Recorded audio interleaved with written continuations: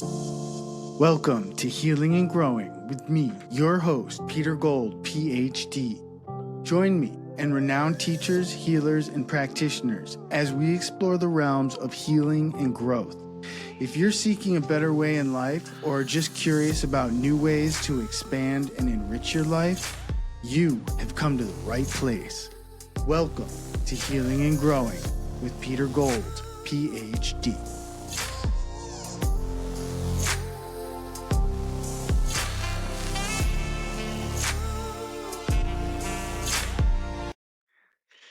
Christina Pratt is here. For 35 years, she has led the Last Mask Center for Shamanic Healing. She is a shamanic healer, teacher, author, and Qigong teacher. In 2007, her 2-volume book entitled An Encyclopedia of Shamanism was published by the Rosen Publishing Group. She also hosted the podcast Why Shamanism Now for 10 years.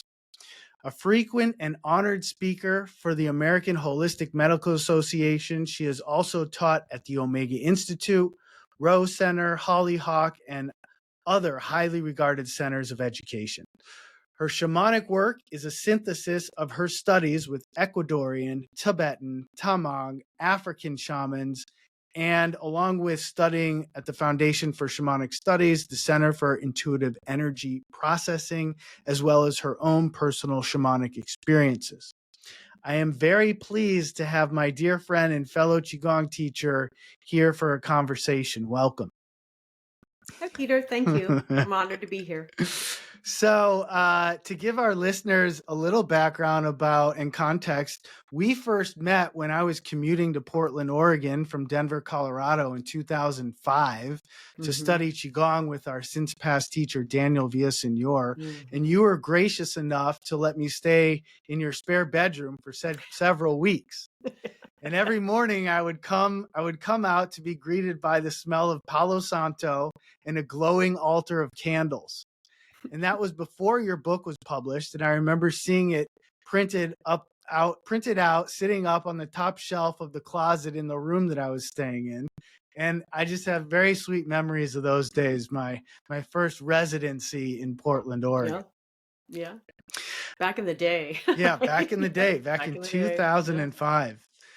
Almost 20 years ago. It's amazing. Yeah. So I'd like to start by asking you to give our listeners a sense of what shamanism is and where it comes from, because I think a lot of people might not know about shamanism and its history with our species.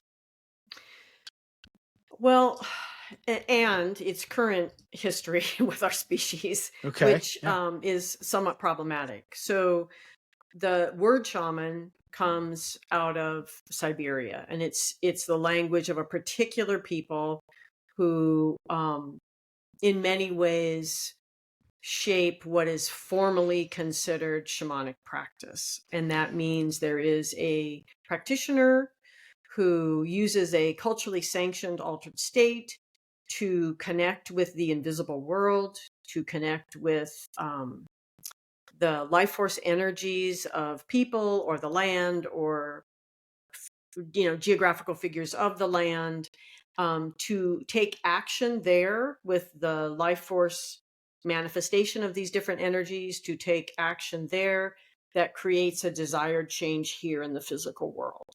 So it's a very intentional accessing of not the energy world to make a specific effect happen here in the physical world, which is an effect to restore the healthy relationship of things. And so part of that is diagnosing why is the relationship problematic. So we've called the shaman in the first place, like, why is there no food to hunt? Would be a classic old reason for calling in a shaman. And how are we out of balance such that we don't have what we need to survive? And then what needs to happen to bring the human beings back into balance with their environment is really the classic sense of the value of the shamanic practitioner. But now what's important to understand with that is every other grown-up in that culture could also use the culturally sanctioned form to connect with their own ancestors and their own helping spirits. So part of it is understanding this is a person who's doing something any grown-up is expected to do, because they're expected as an adult to maintain relationship with spirit, because adults can't actually make the healthy decisions they need to make by themselves. So they need that assistance. And so it's important to understand that this was really part of the culture and shared by the adults. The shaman was the specialist for when I, as the head of my family, feel I need help because I can't quite get it because I'm too close to the problem. So they're a specialist, also the person that would be sanctioned because of their training to journey for answers that would affect the whole community versus just me journeying about my own family, for example. And so the second aspect of that particular practice is the particular way of understanding the need for healing. And why does someone need healing, and what is necessary to restore someone when they have become sort of out of balance and therefore beginning to experience bad health, either mental, spiritual, physical, whatever that might be.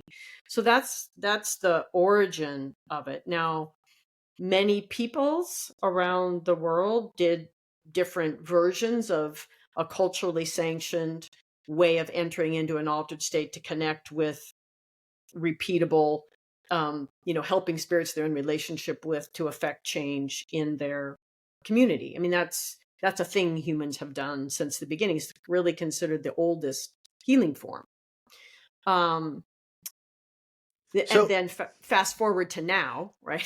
And we have a lot of cultural appropriation. And I think it's part of the reason people have kind of been hands off to back up from it.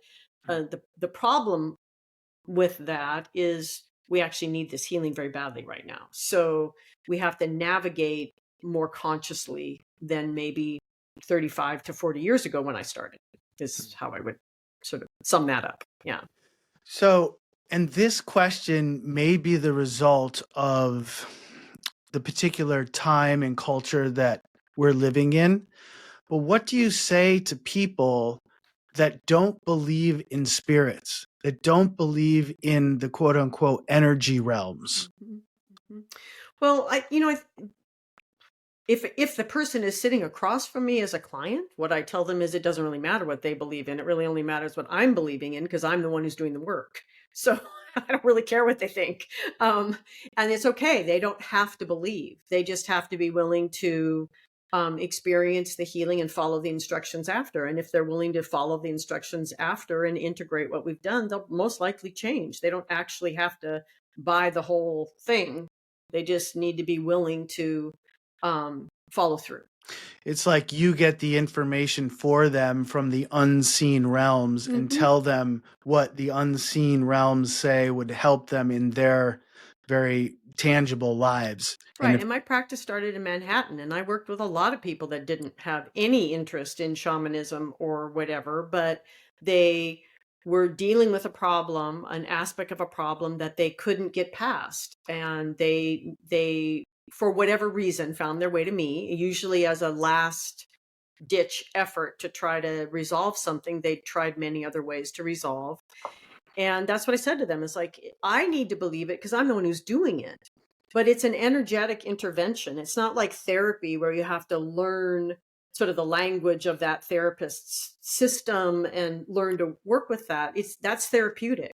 Right? Or even just receiving a massage. There's a certain sort of therapeutic thing. You just have the thing and you're done and you leave the session. Shamanic healing is an energetic intervention into your current energetic status quo. And you can decide you don't believe in energy. We don't believe in these things. So that's fine. It's still going to happen because it believes in you. And, and part of it, what I really normally say to people is, well, okay, but how do you explain your emotions? They're not in physical form. How do you explain your thoughts? They're not in physical form. How do you explain your idea of whatever your religious ideas are about your spirit and why, humans are more conscious than other things? That's usually a spiritual argument about a level of consciousness. Those three aspects of who we are completely invisible. We believe in them. Yeah. So you do actually believe in energy and spirit. Yeah. So, how many cultures have had shamanism as a part of their fabric as a part of their cultural fabric versus how many cultures would you say have not? Because Well, you've studied with shamans from different continents. mhm, So yeah. how unusual is it for a culture not to have a shamanic tradition or a way to access the unseen realms? Okay, so that actually kind of spreads out into three different things. Almost all of us could say our ancestors were animists, that their survival depended on being in relationship with the physical world they lived in. And that's not a big stretch for most of us to realize that our ancestors were animist at some phase, and then whatever happened to get to where we are now. And an And animist is, for those that might not know. so an animist is a person that believes in the essentially that everything around has life force and is in interrelationship with something else. So, for example, an ecosystem and all of the checks and balances that happen within an ecosystem. You know, the wolves eat too many of the mice, and then the wolves start to die off because the mice are dead. And so, because the wolves are dying off, the mice population comes back up again. I mean, that's a check and balance within an ecosystem. And if you've watched any of the science programs on TV, there's huge systems that are global that keep all these different ecosystems happening, which of course is careening wildly out of balance now because of climate crisis. Nonetheless, back to your question. So an animist is at a time when people understood that all of these things had a kind of life, and that we were at our best and survived best when we understood our relationship with that life. So, for example, in Iceland, there's a cliff that birds fly all the way up from the Antarctic. Every year, they migrate up there to roost. And these particular birds always lay 2 eggs. And they always kick one baby out of the nest and raise the other one. That's just what these birds do. And the indigenous people watched that and they thought, well, this bird is only going to raise one of these chicks. Why don't I take one egg and eat it? And so these people have done this relationship with these birds for centuries of harvesting one egg. And then the bird's happy. They've got their one egg. They raise that chick. Off they go, migrate, and come back the next year. And the people have a food source at that particular time of year where there's not a lot of other food. That's animist thinking. Okay. Right? But what they don't do is over harvest. What they don't do is harvest and ship it off to another continent somewhere else, right? They live within the ecosystem. So that's our ancestors. So we all have that in our ancestral past. Okay. So that's kind of everybody all around the globe. Whether or not our ancestors were also shamanic, on top of that, all shamanic people are animists. Not all animists are shamanic people, right? So, but many people around the globe have a culturally sanctioned altered state. Whether or not they practice shamanic healing with that becomes another variable, right? And by a culturally sanctioned altered state, what I mean by that is it's like a meditation system or some technique that the adults are taught to use to be able to connect with whoever they consider their guides or helping spirits or deities or whatever their system is, whatever their cosmology is, for adults to ask for help and guidance in how they do their life. So that's a culturally sanctioned altered state. So that could be like prayer in a Christian tradition, or it could be swirling and whirling like dervishes. It could be spinning in a Sufi tradition, right? But it basically is something that pushes us beyond prayer and meditation. So it has an inducer in it. A culturally sanctioned altered state alters the person's consciousness in a scientifically measurable way, right? And so most people's meditations don't quite get there unless you're truly of a meditation tradition, right? And have given over to that way of life. In other words, your meditation is more than twice a day for 20 minutes, right? You know, you're anyway. So my point, back to your question, is tracking back to our ancestors. They were at least animist. They most likely had a culturally sanctioned altered state, and they may have been shamanic as well.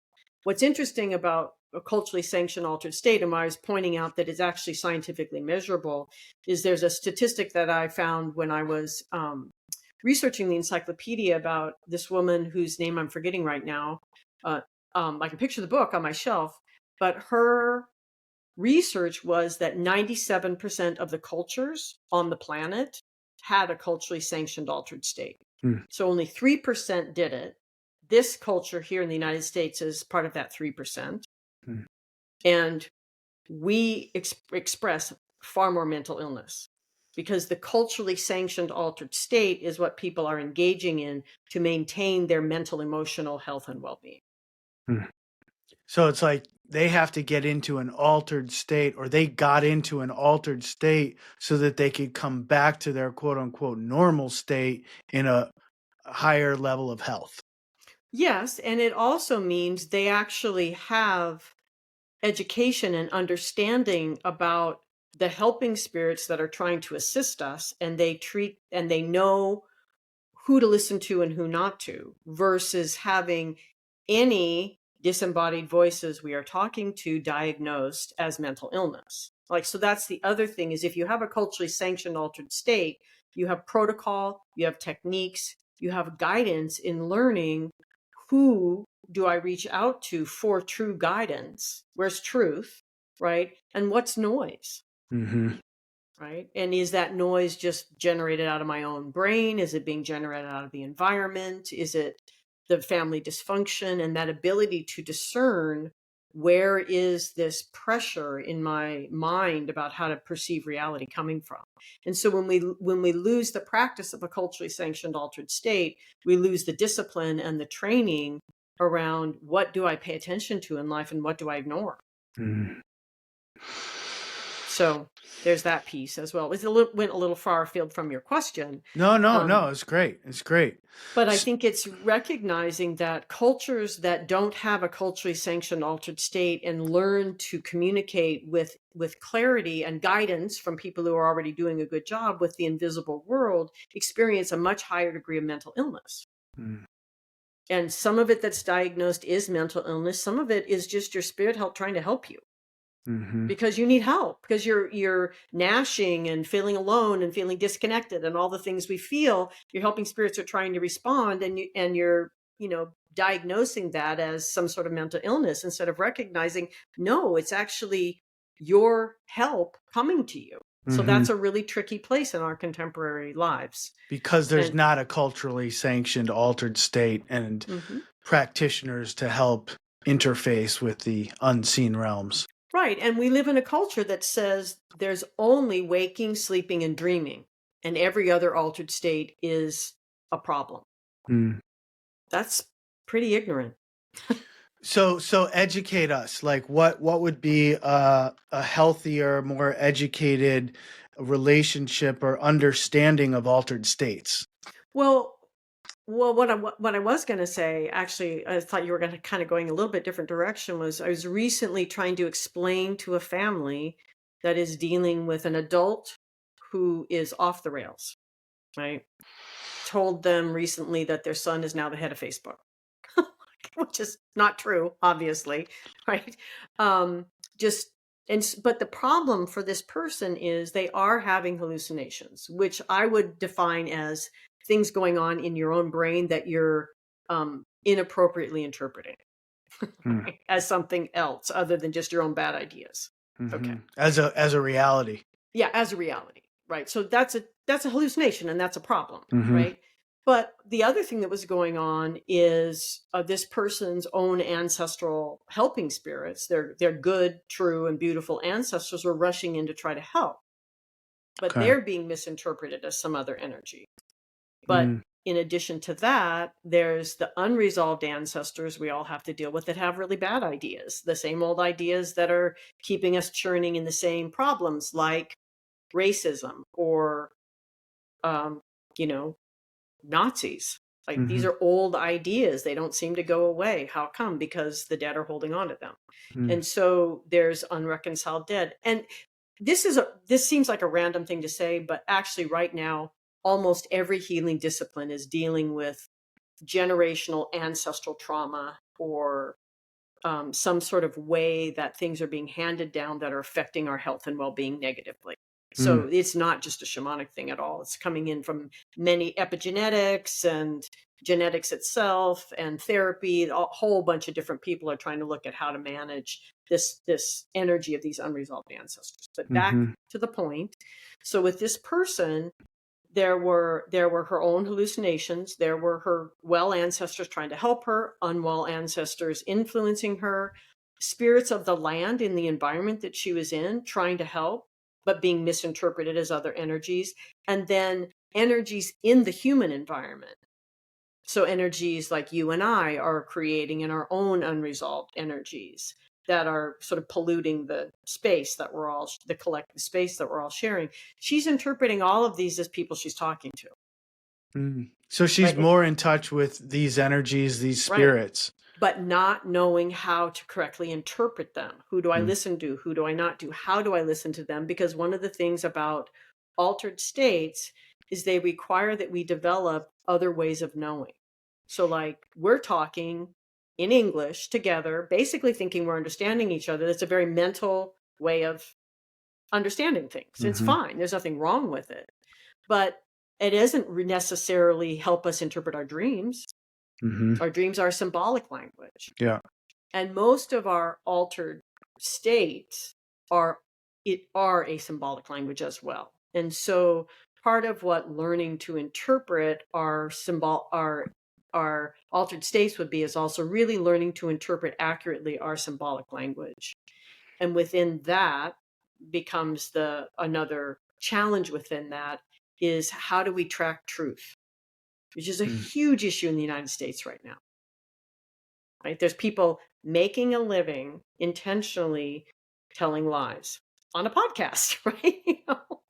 And creating just not taking any responsibility for tending the truth. So how So do you go ahead? Yeah, so I'm just going to say, so how we decide what is true and not true is actually an issue grown-ups really do have to contend with. It's a very real issue in everyday waking life. What podcasts are you listening to? But it's the same issue.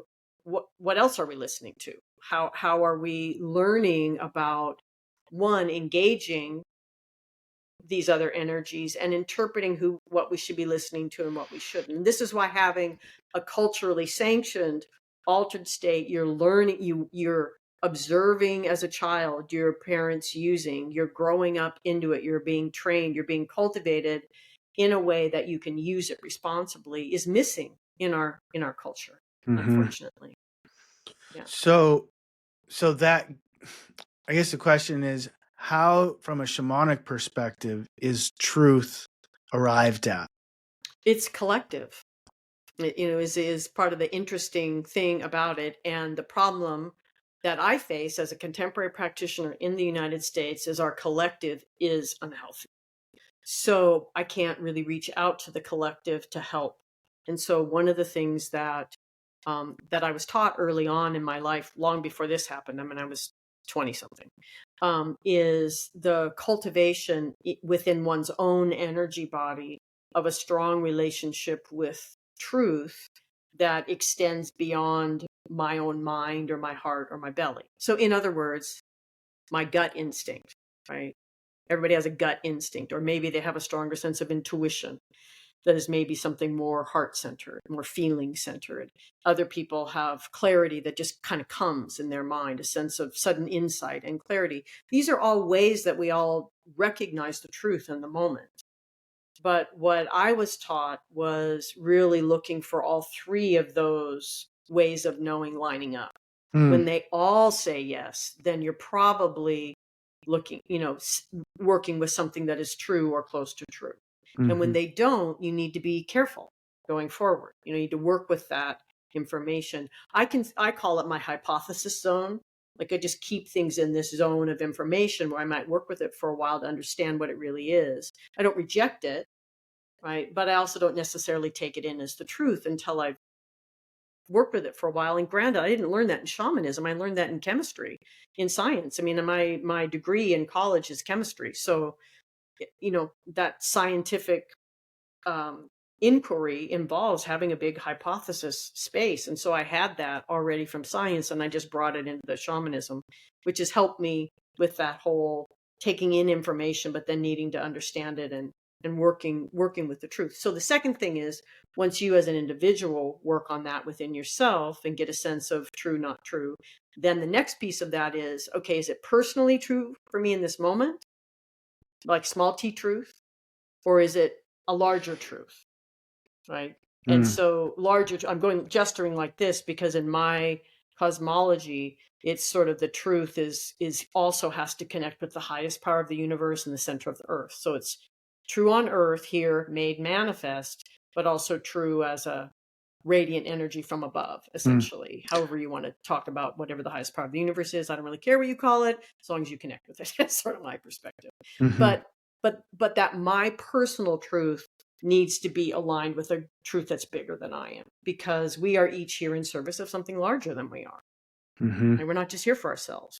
It's not a selfish journey here, or it shouldn't be. You know? So there's a congruence that reflects truth. If you feel it in your heart, your mind, your gut, and it also connects with the center of the earth and the higher power of the universe, then that's how you know something's true, correct? Right. And then some of your listeners are going, oh, that sounds an awful lot like my center channel in my Qigong practice, right? Or I think another practice called the Hara line. Like there in energy practices, there are many, right? The beautiful array of energy practices human beings have developed and practiced over time, cultivate that same center channel and that same truth cord. So, but it's something that's really important today, because most of us can't really lean into our culture for a reliable sense of the truth of things because there's too much history that's unresolved. So now the collective is problematic. But it's also it's shifted from the collective of the community to the collective of your heart, your mind, your gut, the center of the earth, and the power of the universe. Not really. It's just that's what the individual always had to learn to do as an adult. It's just now I'm missing the community reinforcement. And so the next step, once I get myself in order, is actually to start to look for community, because there's only so far we can go alone without getting some of that community feedback. Because as soon as our shadow stuff starts coming up, aspects of our own, like not really seeing our modus operandi, like how we go about things, often has places we don't really see clearly or see ourselves accurately. The only way to actually see into those places of needing healing is feedback from a reliable source. And for many people, that's their therapist. And while that's a good thing, if you have a good therapist, it's a really problematic thing if you don't have a therapist with integrity, but it's also expensive and not everybody can do it. Right. And so this one shaman once said to a friend of mine picked him up at the airport, and there's supposed to be two people picking the shaman up, and was coming from South America or something. And the shaman was like, where's Bob? And the person said, well, Bob's had to go see his therapist. And the shaman was like, doesn't Bob have friends? And so, but that was a statement from someone who has healthy community. It's like we wouldn't need, not that we wouldn't need therapists, but using therapists as that reflection of where the truth really is, because we have nothing else, is a pretty desperate state to be in. So in the past, it would be you'd find your own truth with your heart, your mind, your gut lining up with the core of the earth and the power of the universe. And when you felt like really congruent and lined up with that truth, then you would kind of test it with the community around you. You check with the elders, or you would check with your teacher, or you would check, if you were a woman, maybe in the Moon Lodge, like you would check that reality with others to see if it resonated with others or not. One of the things in my community, where we do have a culturally sanctioned altered state, is often if I feel off, if you were in my community and I felt off, I'd say, Peter, would you check in on this for me? Would you use your relationship with that culturally sanctioned altered state to check in on my question for me. And if you have anything, I'd be happy to do that for you. And so there's also just this very peer, it's almost casual. Here, would you help me out with this? And I'll help you out with something. And you just get someone else's sort of resonance on in their truth, because they don't have to do anything with it. Like the issue with the truth is we don't like it. The issue with a truth is it has ramifications on our life we don't want to do, or at least we think it does. And so we have a tendency to not want to know it. But you can check into my truth because you don't have to do anything with it. It's mine to deal with. And so there's a lot more sharing and peer weaving of dynamic. Like I said before about the culturally sanctioned altered states, all the adults did it. The shaman was just the specialist. And so once you've got peers and other adults, and and then it gets lifted up, if people can't sort it out, to the shaman, who's ultimately the more trained or skilled or experienced, who's going to ask, what's right for the collective. And one of the things that comes out of that I want to just say, just for healing, is in that way of looking at things, people's own illness, like we would consider so-and-so's mental illness, is not theirs.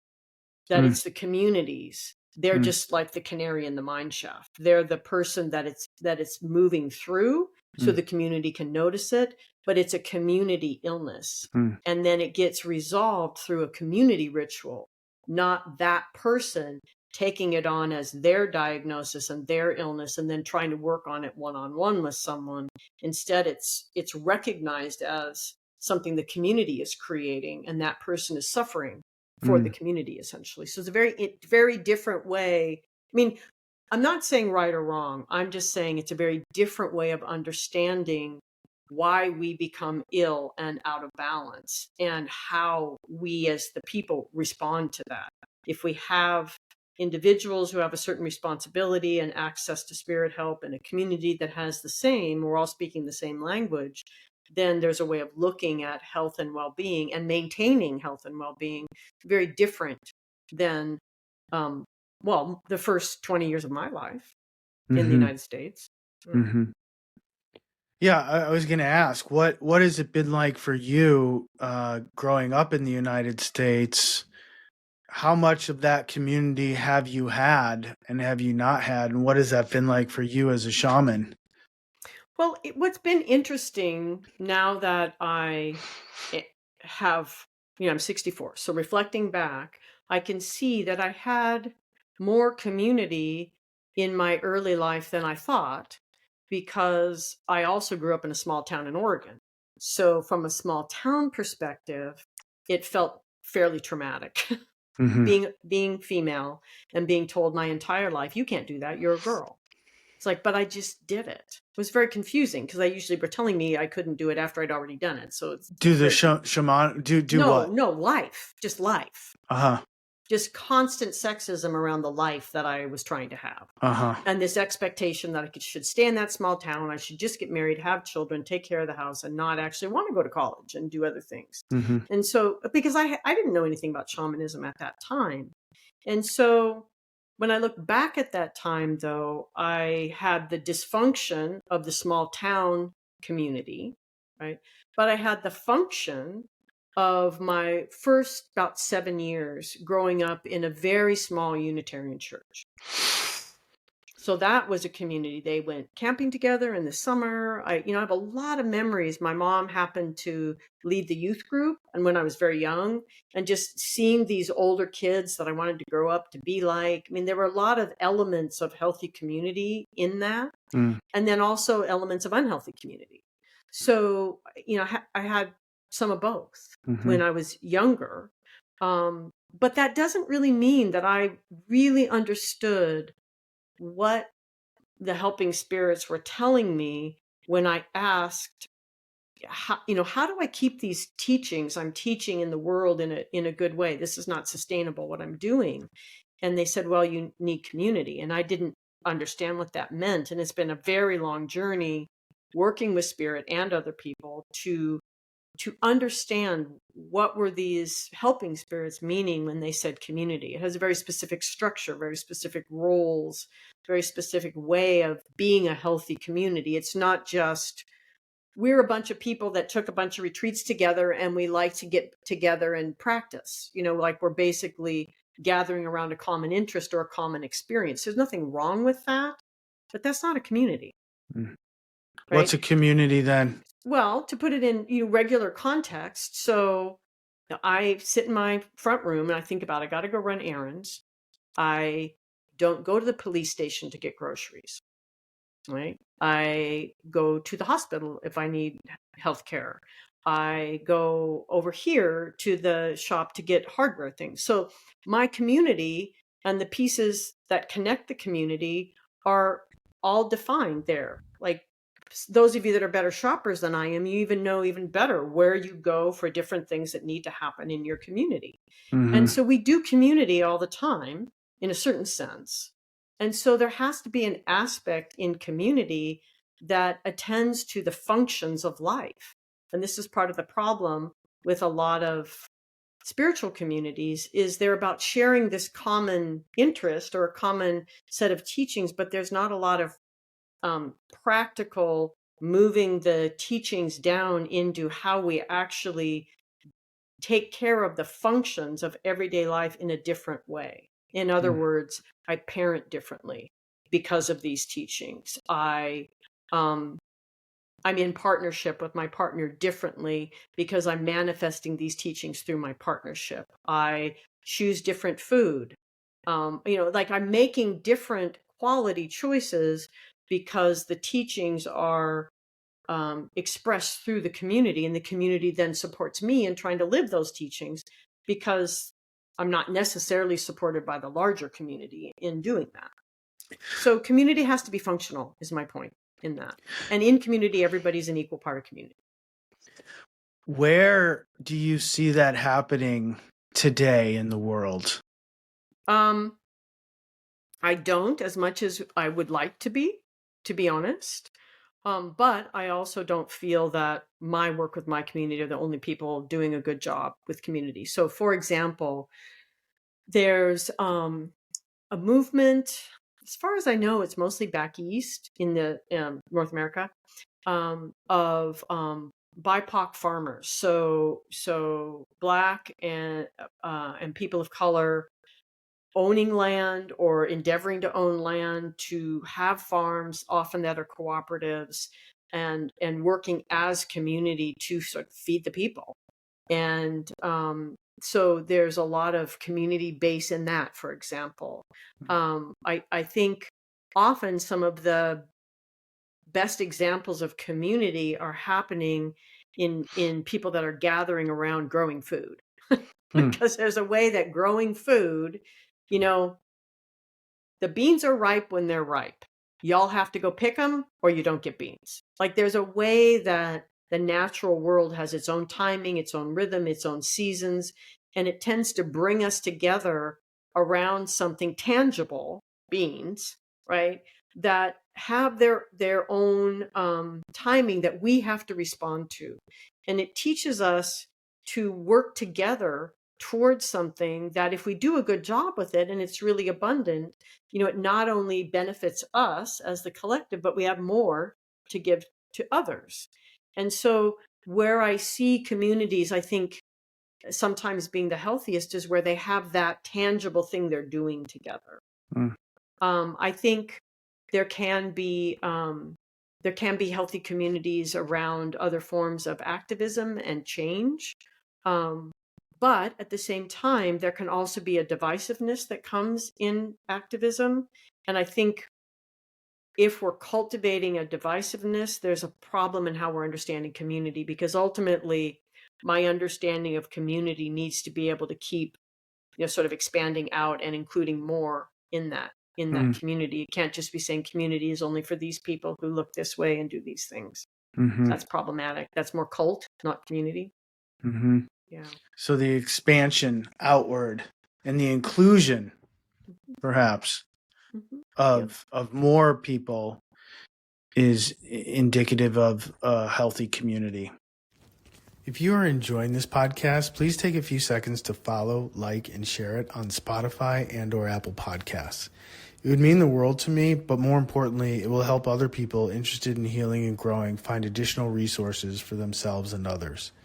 I'll give you a second to do that right now. Good. Thank you so much. Now back to the show. And the other thing about community, which was sort of implied, so I'll say it more directly, is in shamanic communities, there is a set of teachings of like how to live well, life skills in the center, and you've got the people around them, and then a cosmology, a bigger sort of idea of how the world works. Where did we come from? Why are we here? Like the teaching stories and the idea of reality, what defines reality, that is a cosmology that holds the people. And I feel like healthy community needs all those components. It's not just the community, but it's the teachings that they share and the cosmology that holds them, and then how they wrestle with doing life within that.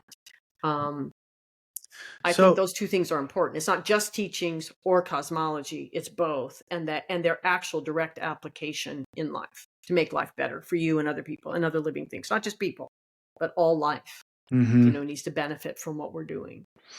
So what is your view like now on the current state of this world where so many cultures have been lost and so many cultures are coming into contact with each other, and there seems to be like this global culture emerging of maybe consumerism or like what's going on now? What's going on now that these cultures have encountered each other, some have died off, and then now there's this global kind of culture of consumerism? I mean, what's the state of how can there be a healthy community when there's it almost seems like there needs to be a new community, a global community. It's hard for us to do global community. We have there's people that do this kind of science of humans basically, and I think the number that we can pretty much do a good job paying attention to is about 150 people or something like that. I mean, it's not a very big number, and we're really not designed to grieve about every natural disaster all over the whole world.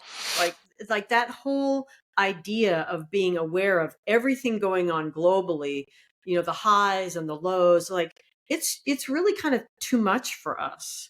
So there used to be I'm old, right? So there used to be a thing, think globally and act locally. I think that's not a bad idea. I mean, it is important to understand that what I do with water here is going to affect water everywhere and probably other things. So there is a global connection on this planet that we share that we should be far more conscious of than we tend to be, because of the consumerism that arises out of colonization and settler thinking about things and seeing the earth as a resource to be used versus home to be tended and cultivated and shared. So there's a huge attitude change that would need to happen. But what I'd like to lift up more than the journey of dealing with colonizer settler thinking is how many indigenous cultures that are barely hanging on around the world because of colonization are rising up now and sharing their knowledge about how they used to live in relationship with the land. For example, I'm in the Pacific Northwest. We both are in the Pacific Northwest of North America, and we're dealing with drought and fire damage annually now.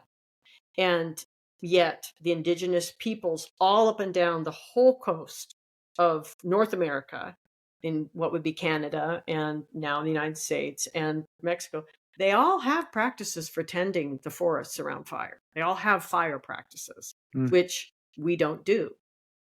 And now we're in these constant fire seasons that are massive. And so what I'd like to lift up is that these really endangered communities that have been colonized and settled and horribly damaged through the acts of colonization are still rising up with their teaching, saying, this is our cosmology, these are our teachings, and this is the application relative to fire, relative to water, relative to food, relative to what we actually all really need to live. Like, Mm-hmm. it doesn't matter how much money I need if I'm hungry. I need food.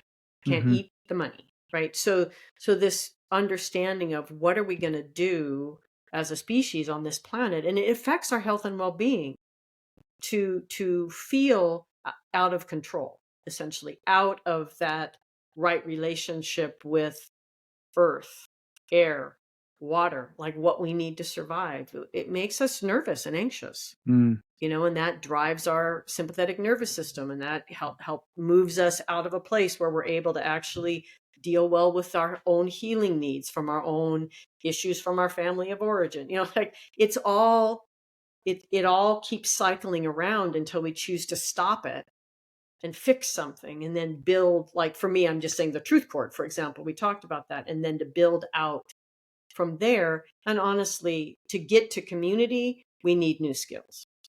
Mm. Like Which are the old skills. Yeah, which are versions of the old skills, exactly, because colonizer settler thinking isn't going to get us there. Mm-hmm. It is the problem. So we have to be able to change our minds, and it's not this romanticization of going back. There's no going back. There's too many people, and we've destroyed too much of the planet to go back. Right? So, but we have to go forward in some way that is not causing mental and emotional unwellness, because it's just too stressful and terrifying to look at what's going on with climate, for example, on the planet. It's just too hard. Yeah. So for someone that seems like they're obviously in touch with the spirit realms and the unseen realms, like, can you give us a sense of like what the other side of reality, if you will, is saying now to the humans that are alive on Earth right now? Like, what are they saying? What are they? Everything's connected. Okay. Everything is connected. And the more that message rises up, at least here in the United States, the more people fragment out into separation. And it's really interesting, sad to watch that everything is absolutely connected. And the bottom line is science is telling us that. This is not woo-woo. This is not, I don't need an altered state to know that. Science has been telling us this for my entire adult life. Decades of scientific information explaining to us how everything is connected energetically, how forests are connected and all the plants are actually talking to each other. Like all of like, this isn't weird. This is science. Mm-hmm. It is all connected. So we need to get with the program. Right? And when you think about it, what is the root of people's unwellness right now? Their sense of disconnection, isolation, loneliness, all of these things, which are the result of not recognizing that everything is connected. So how do I live? What are the skills I need to live in a world where I'm cultivating the fact that I'm connected to everything? Everything is happening through relationship. Well, what are you going to do if your only model for relationship is addiction and codependency? It doesn't work. Right? And so my point about healing and growth is we need to learn new skills. There are things we are going to need to heal so that we can actually align with a higher state of truth. There are skills we need to be in community with each other. One thing is we need to learn to not be triggered by everything. What do you mean by that? Well, the self-regulation is a bit. Are you talking about like self-regulation? Self-regulation, being able to recognize that I have been triggered by something, and to recognize if you say something that I get triggered by, it is not your fault. It is me, that I need to understand where is that coming from within myself. But more, the message that I would like to leave with people is you can. Like, our basic online class teaches people immediately in 7 weeks how to begin to actually take charge of that in your life.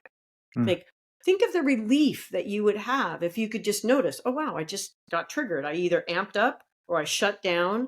My emotional body is now in this past thing going on, and I now know what to do about that.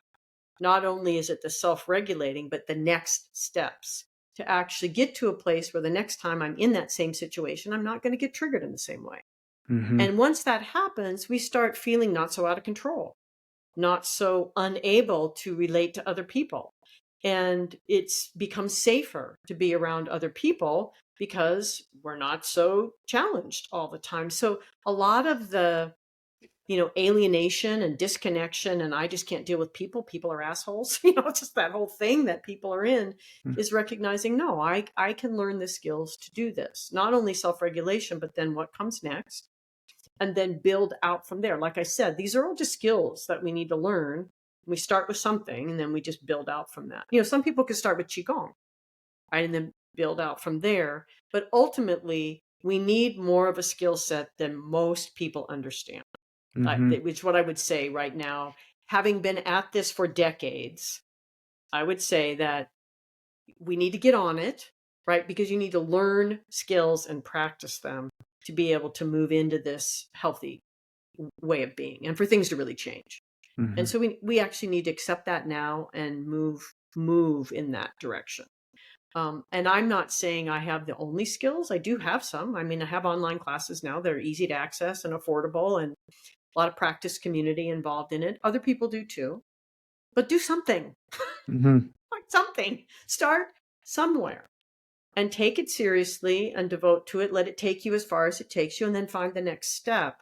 Because I have very different skills than I started this work with. When I started this work, I was a committed introvert with absolutely no community skills and a dislike of community because of my time in the small town. Even though I had that experience of some healthy community experiences, that didn't mean I knew how to do that or wanted to. And so it's only because of the constant urging from helping spirits that this is the step that has to be taken to the next level of health and well-being that I've even done it and bothered to do it with people that are willing to do it. So my point in all of that is there's a lot more to do than most people think. So we need to get started. You need to do something. Pick something. Every year, pick something and learn it, devote to it, practice it, let it take you as far as it takes you, and then find the next step for yourself.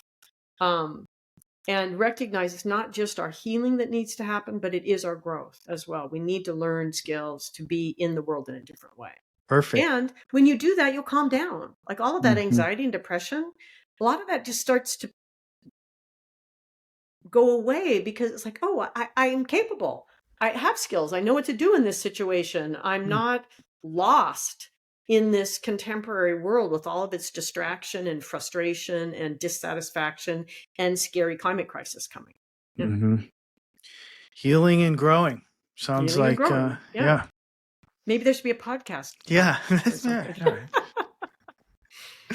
Well, great. This has been a great conversation. Maybe, just to finish up, to go to the beginning. I mean, you touched on it a little bit, but how did you become a shaman? What is your story if someone wants to, I don't know, someone is interested in shamanism and feels like it's a calling, like what is a path now and what was your path before? So I'm not really equipped to answer the question if people want the path, because I didn't, and that's not the path that I was on. I can only speak to the journey that I've been on because I didn't want it. But what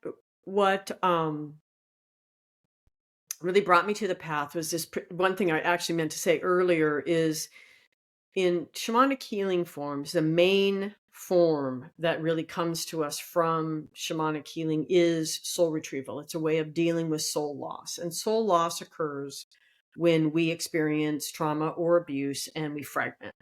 And this is what people do. I mean, it's not even debatable anymore. This is what people do.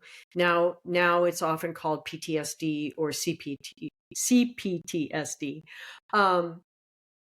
And what makes that, if that diagnosis is accurate, what's making that function differently than the other issues in the person's life is that there's been soul loss, and that issue can be resolved if that soul part is found and brought back. And that is classic shamanic healing. True shamanic healing is the shaman going on the journey to find the lost soul part, and they're lost because they're out of time with the person. The person has gone forward in time, have coped, figured out how to carry on, and the part that got overwhelmed by the old experience is still stuck in the old experiences, which is why, for example, with a war veteran, whoever who's been diagnosed with PTSD often finds themselves suddenly back in the event because the part of themselves is still back in the event. And so what brought me really into shamanic healing was learning about that practice, the fact of soul loss, and then the practice of soul retrieval to go find that energy and sort of negotiate with it to get it to be able to come back, and then putting it back in the person's energy body so they can begin their own integration with that energy, which they can't do if the energy is not brought back yet. So they can talk and talk and talk about it in therapy all they want, but it doesn't come back. So the current time self can get a new understanding of the situation, but they need the part that's split off to complete that healing process. It's an amazing healing process, and exactly what many people need if they're really stuck not being able to get past something that is in their past. Even just the feeling of I've never been the same since that one coach ruined baseball for me, or my first love broke my heart, or any of that, I'd never been the same since, is our contemporary people talking about soul loss. Like they don't even need a PTSD diagnosis that's just really common in our contemporary life. So what brought me to this practice was learning about that and having kind of a profound, sudden, altered state experience, learning about it, of recognizing that that's why I was here. Like, this is what I'm actually supposed to be doing. And it was a bit like someone lifted up the curtain and I got to see like why I came here. You know how that's such a struggle? Like, why am I here? What is my purpose? What is my soul's purpose? Big struggle. It was almost like I went, this is why I'm here. I saw the list. I got one thing on the list. I really landed for me. And then there's a whole altered state thing that happened in that moment. But that also was that clarity of that moment that was really like ringing of a bell kind of clarity happened because I'd actually already had a totally terrifying, spontaneous event in my life that was an initiatory experience. I didn't know that yet. So these two experiences happened within a month of each other, and I still didn't really understand what any of them meant because this was happening in Manhattan, outside of any cultural context or anyone in my life who knew what the hell was going on. So I just had to sort it out, and eventually did some training with the Foundation for Shamanic Studies because I'd read the story about soul retrieval. And I just thought, I need to know what I need to know to be able to do this. And so for me, it was just putting one foot in front of the other based on the truth and clarity that I had as a result of this terrifying initiatory experience that had happened spontaneously in my life that lasted for 3 days. So for me, it was just the clarity that evolved out of that moved me step by step into a place where I would eventually have the techniques necessary to connect with my helping spirits and work with them. And then everything else came after that. Some people say, like something like, if you want it, it's not yours. Like if you want to be a healer, it's like the person that doesn't want to be the healer is sometimes the best healer. Same thing with leaders. Often the people that want it for the wrong reasons. At that time in my life, I was dancing, and I'd worked really hard to come back to professional dancing, and I didn't have that many more years to do it, and I didn't really want to be distracted from that. I could count the years I had left on one hand because I was getting older, and I didn't want to divert into something else. But we don't always get what we want. We get what we need. Well, it seems like you really listened to the call, though. Yeah, but it also was an experience that was so profoundly off scale of all of my other transformational experiences and everything else that I was doing, that I couldn't. I mean, I would have been a fool not to listen to it, I guess. But I also didn't. A lot of people have experiences like I had, but they don't run their course. They end up interfacing with the mental health system in the United States, and then it gets derailed. And so it's hard to know, was this a mental health crisis, or was this kind of initiatory experience trying to happen? I was in Manhattan. Nobody noticed. I know. I was living by myself.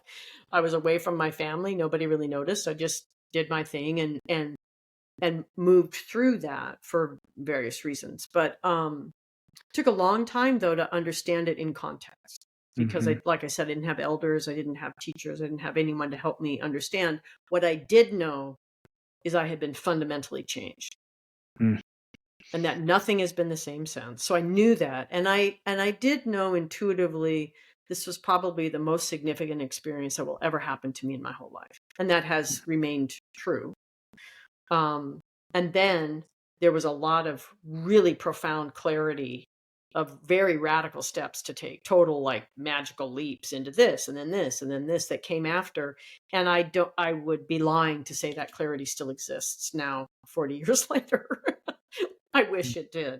But there was a lot of clarity, some big steps. And those steps were all, if you think about it, if this is my course and I was over here, like they were the steps that helped me to really course correct and then be on course. And which is why they felt like big leaps, because they didn't really make any sense in the life that I was having at the time. Well, maybe there's not as much clarity now because you're on your true path. One hopes. Although, that's one of those places, though, you can really go to sleep around that truth, checking things to be the truth, is you can't just rest on that and assume that that's true. It's something I have to keep reality testing. Mhm. So, for example, there was a period of time years ago that I was really focused on two projects I was developing in the application of these shamanic techniques and teachings in two different dynamics in contemporary life. And what finally came through was you can't do both. You can only do one well. You're going to do both shitty if you don't pick the one and do it well. And so I picked one, and that's learning to work with those unwell ancestors I mentioned earlier. How do we do ancestral healing? And so now I have 3 courses. So we have a basic for people who have no skills, don't need any skills, just want to start connecting with your ancestral helping spirits to have them help you and begin to work with the problems in your family. Like, things have been handed down your family line that are problematic. How do you clean that up? So that's the first class. And the next class is some of those things take some more skills to clean up. So the next class has some prerequisites, but it's still the same idea.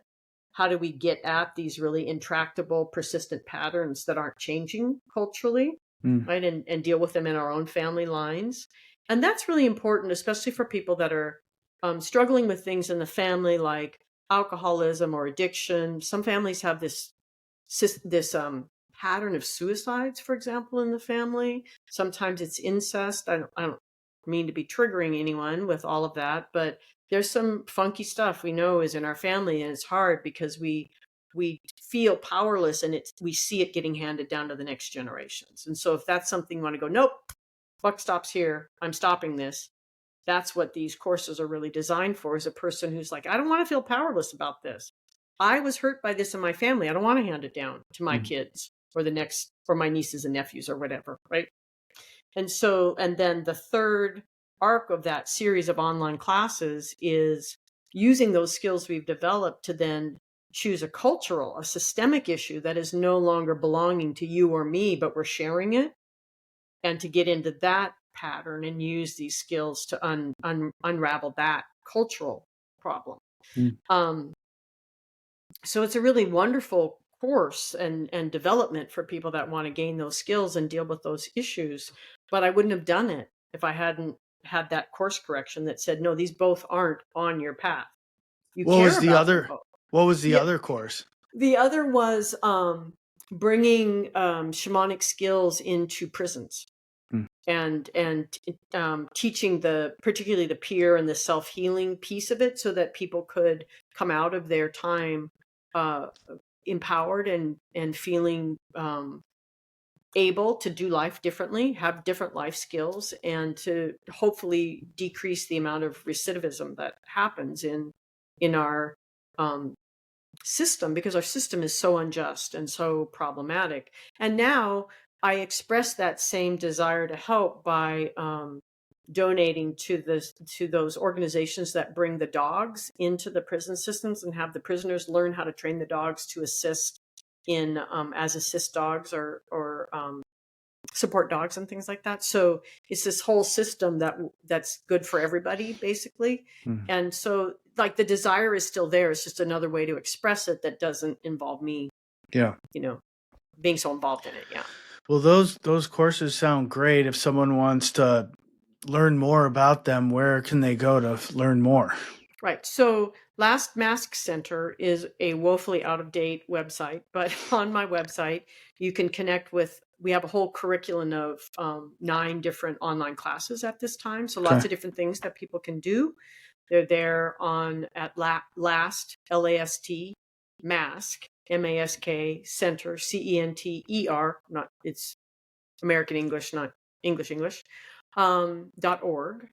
And then a lot of these courses are discussed at a really basic level in the podcasts at Why Shamanism Now, which is an archive of 500 plus hours of information about shamanism and its application to our contemporary life. And that's available on Spotify and iTunes and all the platforms? At least iTunes. Spotify didn't actually exist when I started. It was kind of an early adapter there. So it's on iTunes.